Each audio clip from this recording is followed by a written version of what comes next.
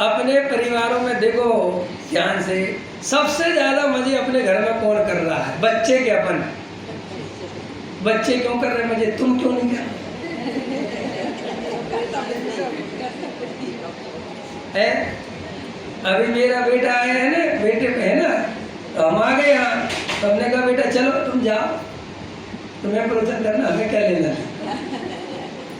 समझ में आया कि नहीं आया? हम तो अपनी मस्ती मारेंगे नानी के।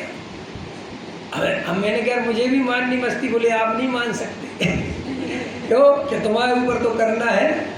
तो देखो श्री गुरु कहते कि जिसके एक पिता की छाया है, अभी मेरे बेटे को पता है ना कि सब व्यवस्था कौन देखेगा भाई, कौन सी टिकट से जाना, कब जाना, क्या सब कौन देखेगा? पापा। उसे कोई विकल्प है तो वो आनंद कर रहा कि नहीं कर रहा? ऐसे ही हमारी सारी व्यवस्था जब सर्वज्ञ ने ले रखी है, समझ में आया? कि तू मस्त रहना कि महाराज हमारा मोक्ष होगा तो होगा, तू चिंता मत कर। अरे गजब हो गया कि साहब सब में तू छोड़, तो मैं करूँ क्या? आप करता क्या है कि देख, और बस ये देखते ही मोक्ष हो जाता है। क्या गजब की व्यवस्था है। पूज्य गुरुदेव श्री कहते थे, क्रमबद्ध पर्याय की गहराई से कोई जीव श्रद्धा करे तो वो अकर्ता पे आए बिना रहेगा ही नहीं, क्योंकि करने के लिए कुछ बचा ही नहीं। जब अपनी ही पर्याय में कुछ नहीं करना तो फिर मैं करने के लिए करूं क्या? फिर तो जो हो रहा है सो जानोगे। भाई हम सब संकल्प विकल्प तोड़ना चाहते कि नहीं तोड़ना चाहते? बोलो क्या है आपका, क्या उद्देश्य है? हम स्वाध्याय में आए हैं तो संकल्प विकल्प विलीन जालम, ये संकल्प विकल्प का जाल आप विलीन करने ही बैठे हो ना कि सब खत्म हो जाए, विकल्प आना बंद हो जाए। बराबर। तो आचार्य कहते हैं ये जितने विकल्प आ रहे हैं ये कर्तृत्व से ही आ रहे हैं।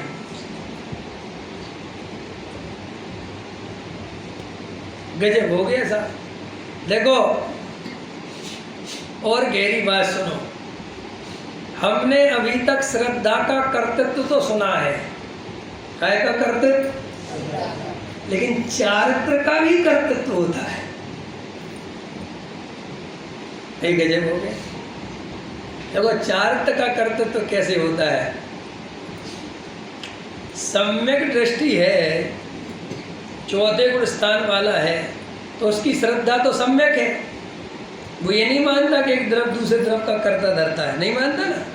फिर भी देखो उसे करने धरने के विकल्प आते कि नहीं आते? अरे आते कि नहीं आते? दुकान चलाने के, घर करने के, बच्चे, मकान, दुकान, पैसा जोड़ने के सब विकल्प आते कि नहीं आते?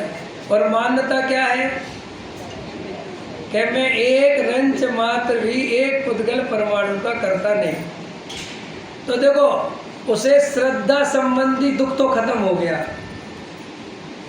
लेकिन चारित्र संबंधी दुख चल रहा कि नहीं चल रहा? चल रहा कि नहीं चल रहा?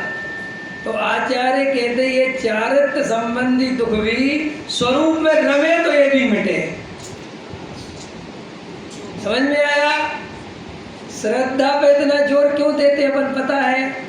क्योंकि श्रद्धा में सम्यक पना हुए बिना चारित्र में काम नहीं हो सकता। इसलिए श्रद्धा को सुधारना बहुत जरूरी है, लेकिन चारित्र का दुख भी कम दुख नहीं है। कसाय का दुख कोई कम दुख नहीं है। मेरे को 100% पता है कि एक द्रव्य दूसरे द्रव्य का करता धरता नहीं है, एक एक पर्याय स्वतंत्र है। फिर भी ऐसी श्रद्धा होने पर भी जो एक करने का भाव आता है, ऐसे ऐसे ऐसे ऐसे, ये भी अनंत दुख है। इसलिए ज्ञानी अपने स्वरूप में रमने की भावना निरंतर बातें हैं कि क्यों कि ये भी नहीं सहा जाता। समझ में आया? पहले तो श्रद्धा और चारित्र एक ही सिक्के के काम कर रहे थे, एक ही पार्टी में थे। अब क्या हुआ? श्रद्धा पलट गई और चारित्र नहीं पलटा। तो ज्ञानी को जितना राग का दुख लगता है, कसाय का दुख लगता है, अज्ञानी को कभी वो दुख नहीं लगता। आइए समझे? तो आश्रव दुखकार घनेरे, तो ये दुखकार घनेरे किसको लगते हैं? जिसके श्रद्धा में सम्यक पना है